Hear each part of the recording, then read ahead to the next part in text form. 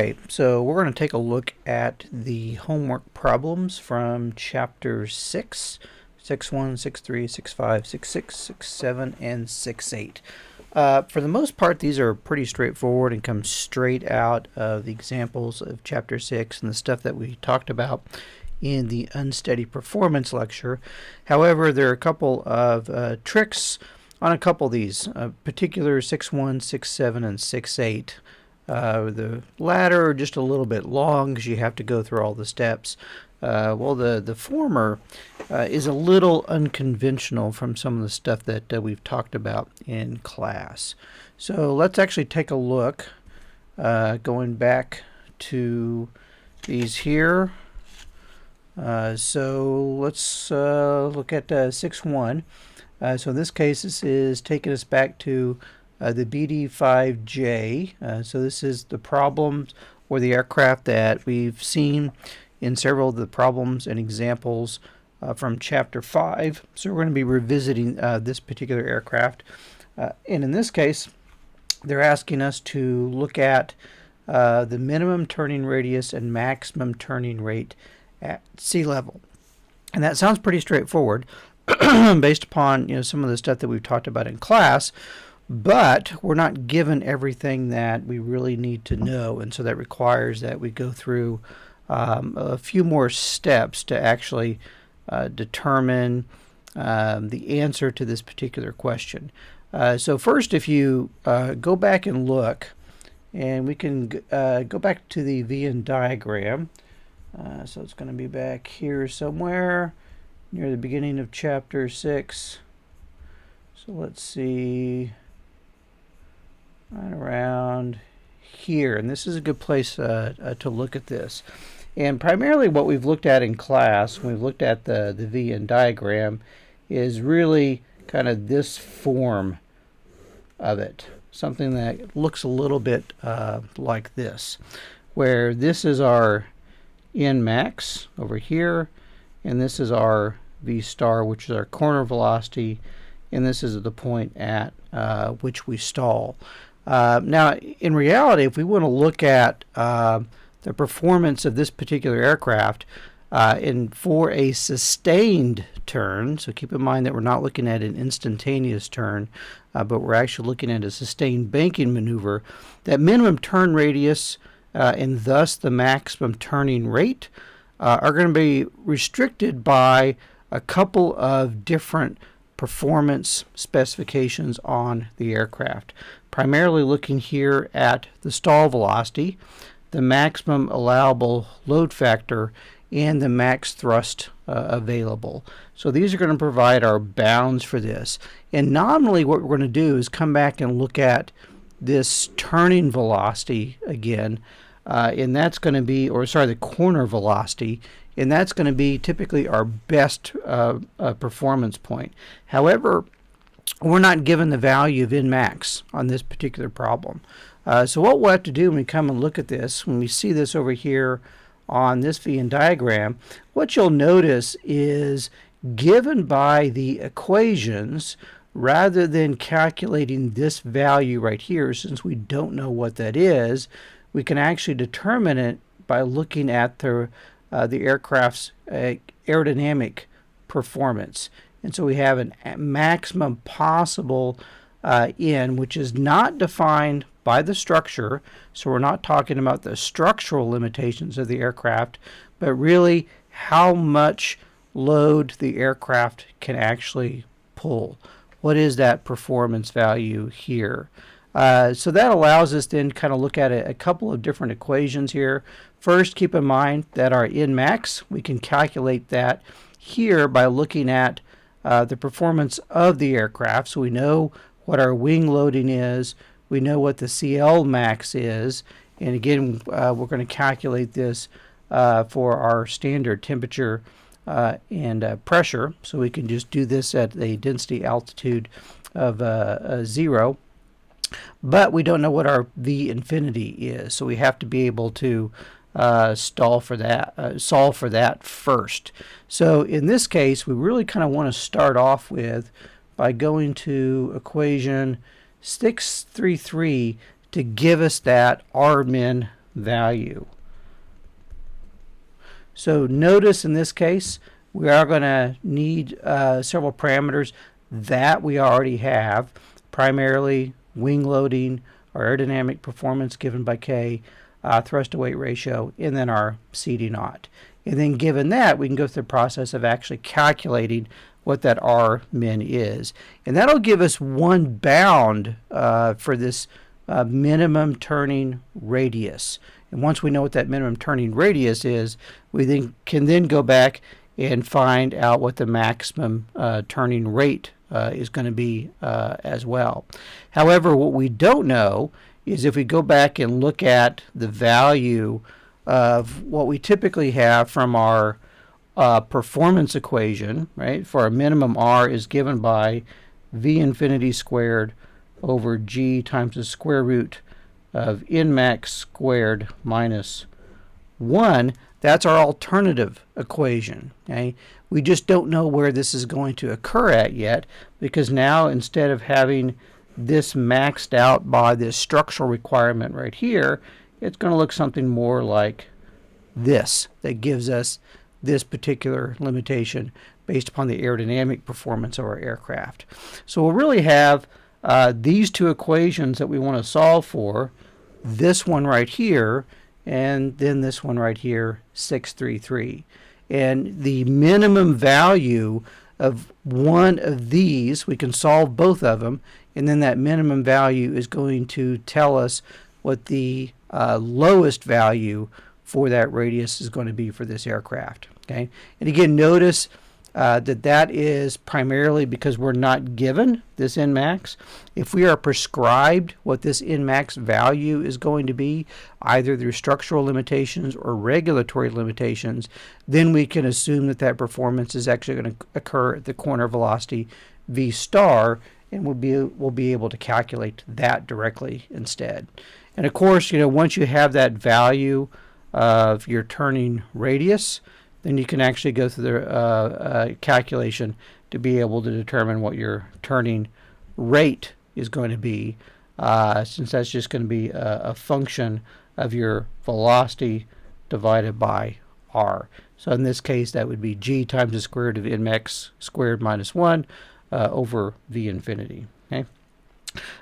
So that is problem 6.1. All right. So now let's go and look at 6.3. Go back here, around here. And now in this case, this is the simplistic form of this same question. So you really kind of have done a deep dive into this now by calculating or looking at the different performance calculations for your sustained turn. In this case, all we want to do is calculate the corner velocity given that our Nmax is equal to 5. Okay, and that's really the difference between 6.3 and 6.1, is we don't know what this value is when we're looking at 6.1, so we have to really do that from the performance calculation on the aerodynamic side rather than a structural limitation. So the important thing to remember here, our corner velocity V star is just equal to our stall velocity calculation. Right, so that is the calculation for our stall velocity, however, times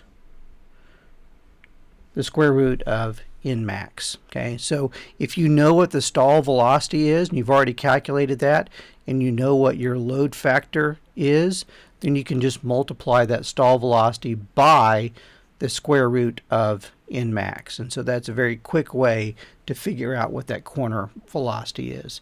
And so in this case, we already know, so that's 1.3. This is approximately equal to 25 pounds per square feet. And then we're doing our density at, again, sea level, so 0.00238. And then we go through the process to calculating our stall velocity. All right. So again, pretty straightforward for that particular problem. Now for our next problem, we have our 6.5, which is our energy height. And so you recall in this one, what we're actually doing is essentially a potential energy calculation where we're calculating our altitude contribution to that potential energy, but we're looking for a total energy height that also includes the addition of our kinetic energy as well. So you can think of this as your specific kinetic energy that you're adding to the aircraft. So this, in this case, is 35,000 feet. And then we're being given that our aircraft velocity is equal to 620 miles per hour, which is going to be around 900 feet per second, give or take a little bit of that. So you can do that conversion, put that in feet per second, and then do this calculation. And this will come out to around, give or take, again, 50,000 feet.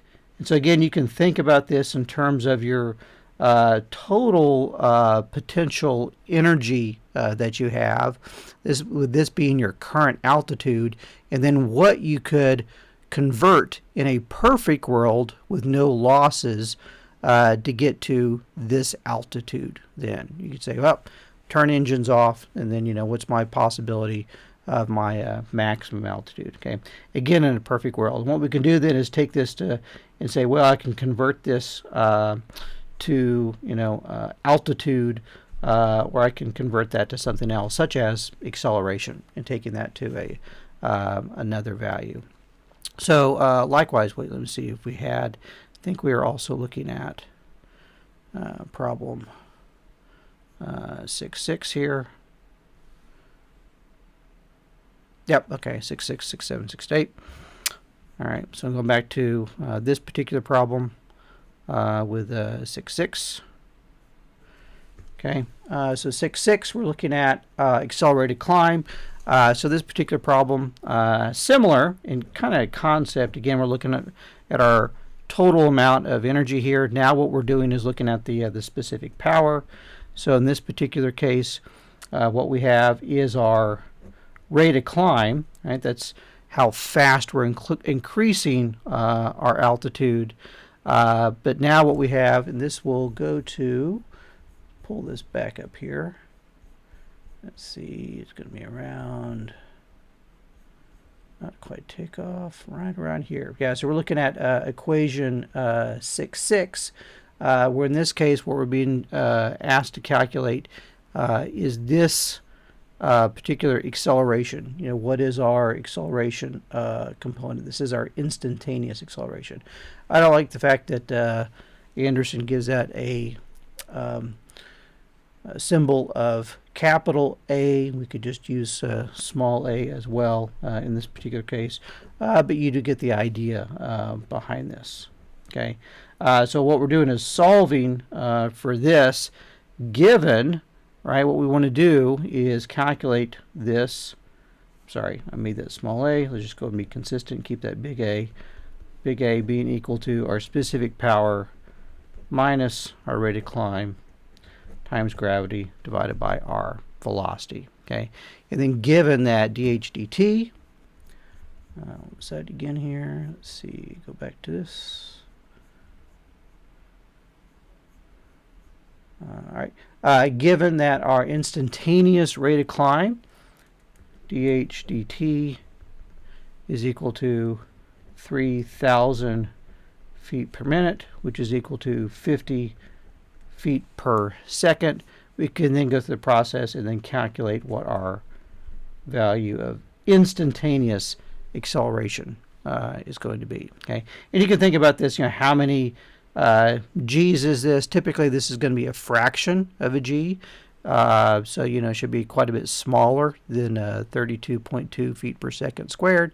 But it will again give you an idea about that overall acceleration capability. Okay.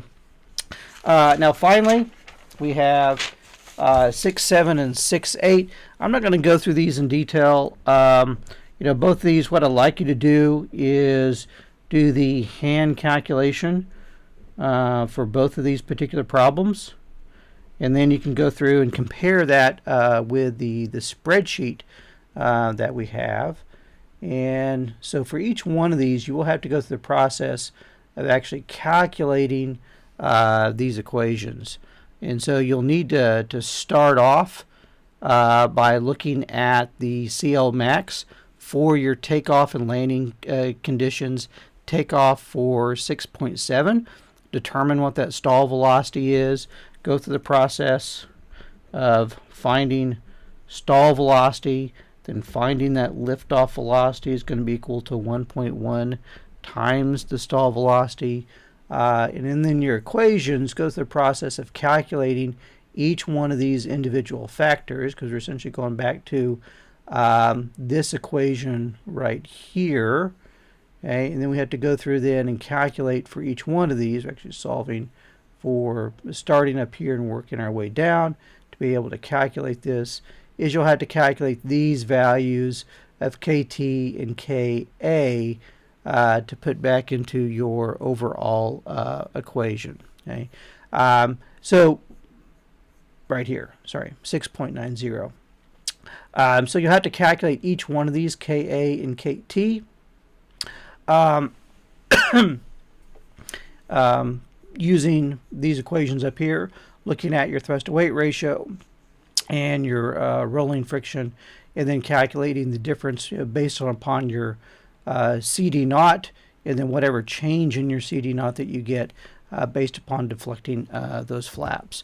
So again, that'll have to be an approximation, so you'll need to do an estimate of that, and you can actually use that for that delta CD naught and give you an approximate equation right here using equation 6.76. Okay.